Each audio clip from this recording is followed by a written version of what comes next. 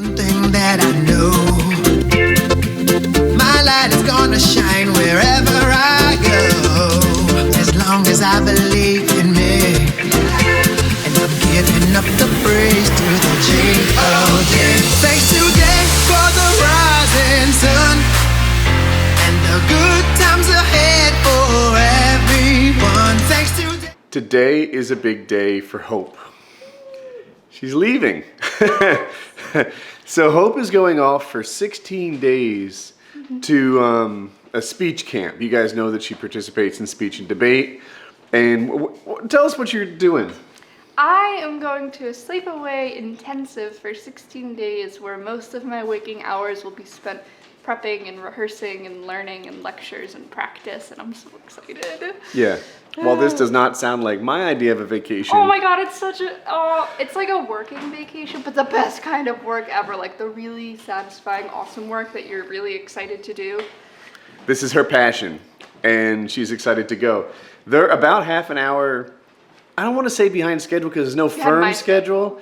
Yeah, but they had talked about leaving half an hour ago, so I think she's just on pins and needles waiting to go. Yeah.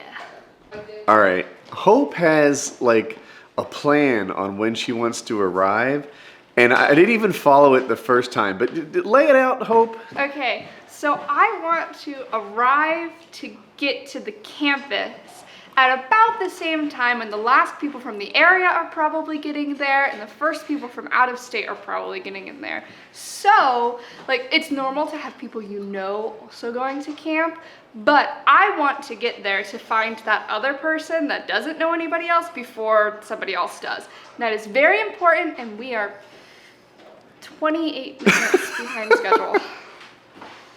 Now, how do you know when people are getting there? Because I've done this before. But that doesn't let you know, like... It makes me know more than the person who's not done this before. But, like, no, okay, let me finish my thought. How do you know what time people who have friends versus people who don't have friends arrive at camp? No, it's people who are from the area who are not, and versus not from the area. People who are from the area are more likely to know everybody else. Just like when I went to a camp that was kind of like in the area, I generally knew more people than the people from out of state. So I know what I'm talking about. So you think people who live nearby get there earlier, and you're trying to get in there right? You want to be the first not nearby group. I want to be like in the first 10. Okay. It's very strategic, and I am right.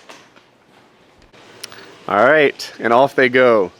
There won't be an underwear dance today because Jackie and Colin are going to be back in, I don't know, 8 hours, something like that.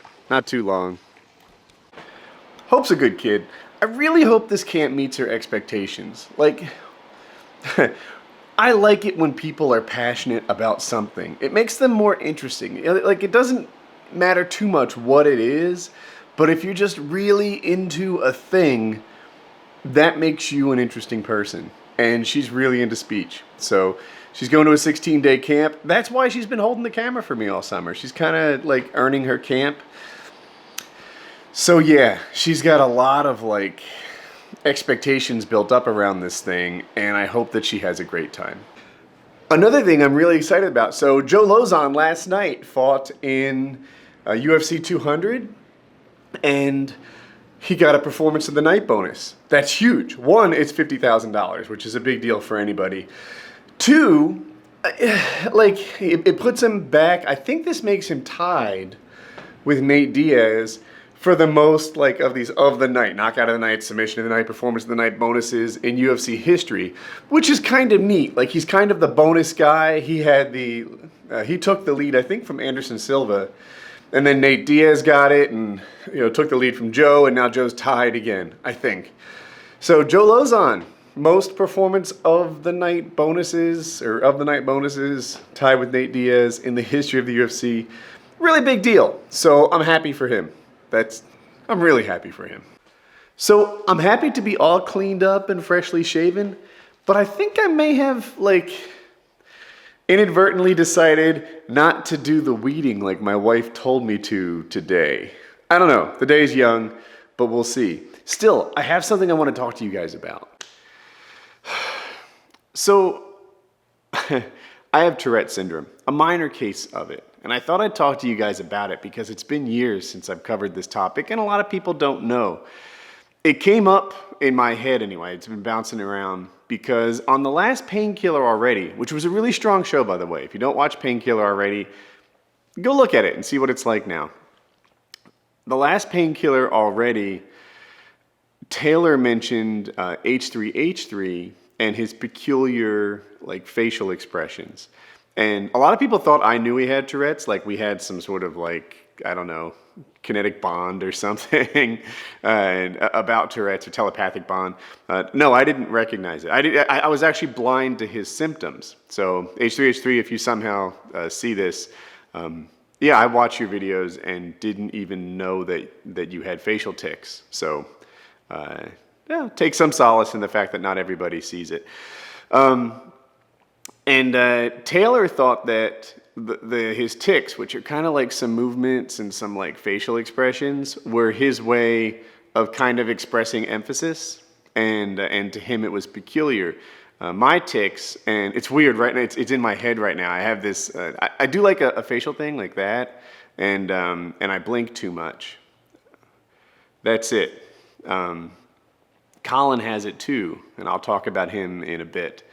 I was first diagnosed with Tourette's. I went to a neurologist a couple years ago, and I was doing a thing that no one else understands, but I call it flexing my eyes, and like I just did it, and I was doing it too much. I think that there's like muscles that control, you know, which direction you're looking, obviously, and I think what I'm doing is I'm kind of making both of them go in the same way that you might flex your arm. Your arm's not moving, but you're using your bicep and your tricep against each other to flex it. I was doing that with my eyes, and I couldn't stop. Like I would do it all day, every day. And I was giving myself headaches that wouldn't go away, and I was just, it wasn't a good life. Like, you know, if you constantly have this thing and it's giving you headaches and it's occupying all your attention, I went to the neurologist and she explained it to me. And there are pills you can take, although no one seems to be happy with them. And she didn't recommend them for a case as mild as mine. She's like, they make you a zombie. Like, you know, most of the people that take them, especially with symptoms as mild as mine, get off of them. And she said with me that, you know, just to give it some time and see if it migrates. That's the next thing I want to talk about. Like, when you have Tourette's, I saw a lot of people in the Painkiller Already subreddit saying that he, like H3H3, wasn't in control of his facial movements. And that's not exactly true.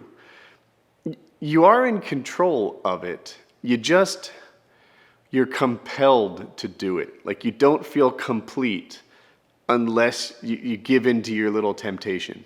It's there nagging at you, like, you know, do this thing, do this thing, do this thing. And then when you do it, you get a release. I was going to say dopamine, but I don't know brain chemistry. But you get a sort of, you know, a moment of, like, I don't know a better way to say it. It's just like you get a release. You get a moment of peace from this temptation to make these weird facial motions. And a lot of people, when they think of Tourette's, they think of the most extreme symptoms where like guys will just break out and be like, you're a silly sucker, right? Like, or something, or worse, right? But I didn't want to say worse because I'll fuel the next Woody exposed video. But that's what people think of when they think of Tourette's. And that is Tourette's, but is its most extreme form of it. It's more common for it to be a mild thing like I have or like H3H3 seems to have. Colin has it too. And raising a kid with Tourette's, like, look, I don't care if he blurts out words all the time. He's still my boy, right? I love this kid, and he's a really good-hearted guy. But I do want him to have an easy path in life, and like, so sometimes we discourage his tics. When parents discourage tics, really, they're not solving Tourette's. That option is not on the table. Instead, they become fully aware that it's gonna, like, if you know what you're doing raising a Tourette's kid, you know that it's gonna migrate to something else. That's it. You don't get to choose nothing. But what Colin was doing, I'll do it for you. He kind of like builds up this pressure and then makes a high-pitched sound. It's like that. And my dogs are coming. It's not that like it bothers me. I can live with it. You know, he's my kid. It's that I'm worried that like if he does this at parkour class, for example, that the other kids will be less likely to befriend him. And you know those are the kind of thoughts I have in my head when we discouraged him from doing that. And then he'll just flip to something else. Like, you know, with kids, you discourage a tick and you don't know the next one you're going to get. It might be worse. With adults, they usually kind of pick a tick they like and stick with it. The same thing would happen, I presume, if my dog is right here. The same thing would happen, I presume, if an adult suppressed a tick, like something different would pop up. But you know, like they pick one that they like and they rock it. That's what happens. There are some upsides to Tourette's that I like too. Mostly is that people who have it tend to get like super focused on their interests. And I think that that's neat. You know, with me, it's been woodworking, it's been surfing, it's been paramotoring, it's been video games, it's been YouTube, it's been Minecraft, the server. Like when I throw myself into something, I do it without regulation. And you know, in some ways that's bad. You know, like if you completely throw yourself into woodworking, yet you've got a job that puts food on the table, you know, it's like, I've got to get off these forums. I've got to do my job. Sometimes it's my job, which I think is like why I got promoted, you know, like to have a guy throw himself into work at a level that most people don't throw themselves into anything is magic for an employer. And, you know, a couple cycles of that, you get promoted on every freaking one of them because you just knocked it out of the park. It's good. Sometimes. And but yeah, you know, I get into a thing without it being regulated, without any like Jackie's into calligraphy right now. And you know, she picks it up and she does her thing and she puts it down and she does something else, and she's a normal person who can have more than one interest, who can, you know, exist and not just think, oh my God, I have to perfect my lowercase i's, you know, like she's able to be, you know, sort of normal about it. But that's not me. I'm all in all the time. Yeah, so that's what having Tourette's is like. In summary, it's a compulsion to do this thing. You can stop it temporarily. There was a Major League Baseball player who had Tourette's, worse than mine. And when he was at bat, for you Europeans, I don't know how much you know about baseball, but that's when you're up at the plate and the pitcher throws it, you try to hit it in a way no one can catch it. When he was at bat, he didn't have Tourette's. He was focused on something else. He was up there, he was doing his thing. He turned it off, so he wasn't like chirping mid-swing and having trouble. You can turn it off. You just can't turn it off for long, or that sense of like, oh my God, this is impending, like I need to give in to this urge, builds up too high. So yeah, and then like no one will ever see this, but like oh, I have another. When I go into an elevator, this is what I was about to say. When I go into an elevator, I freak the hell out. Like I'm just like it's like I completely give into that release when I'm in this like completely private environment.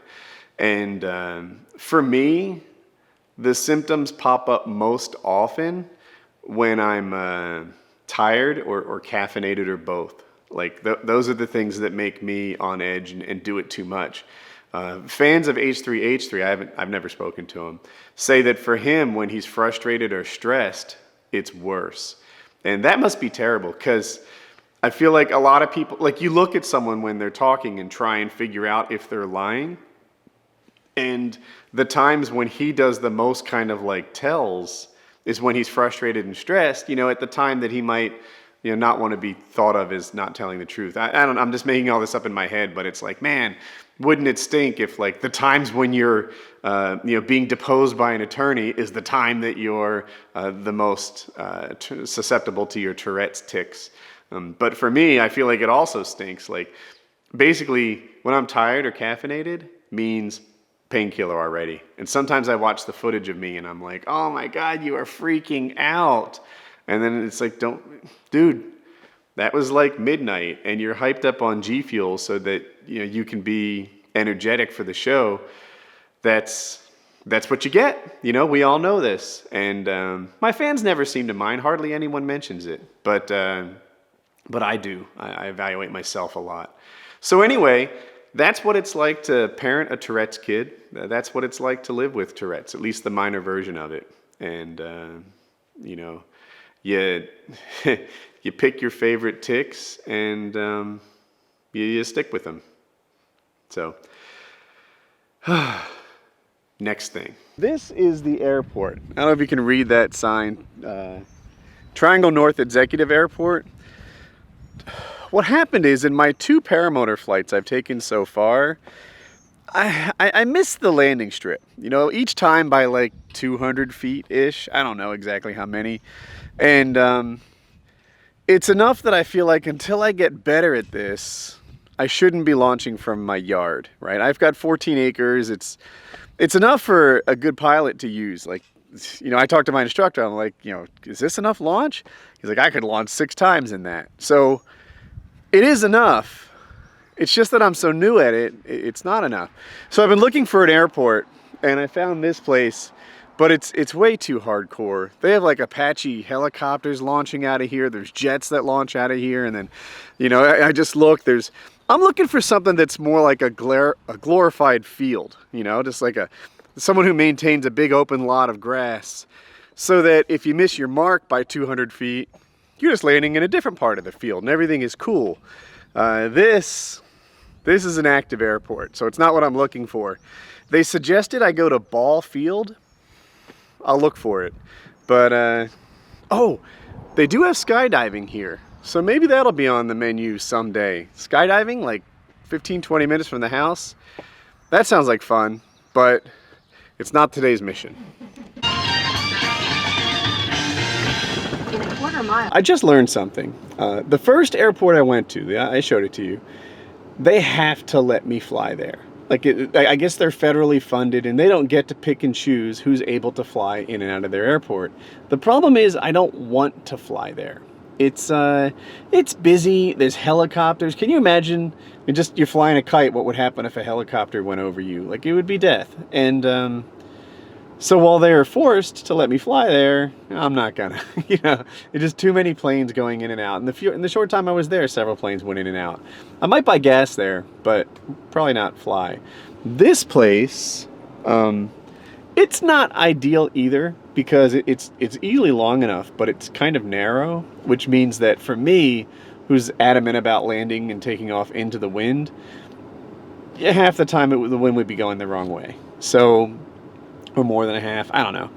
So it's kind of narrow anyway, but they don't have to let me fly here, and they don't. I guess it's private, and they're able to reject anything that isn't like a certified aircraft. So yeah, the search continues. All right, I'm happy to be home. The dogs are happy that I'm home. But I do wish I found a good place to practice paramotoring. Like, as far as the trip go, it was a bit of a fail. Well, I guess that wraps up the daytime portion of our day. It's weird. So my wife's home and we have Colin, but Hope is at camp. It's really just one less kid. Like, it shouldn't make that big a difference, but the house feels a little empty to me. So I guess it's time to beat my wife. In pool. No time to waste, there's work to be done, yeah.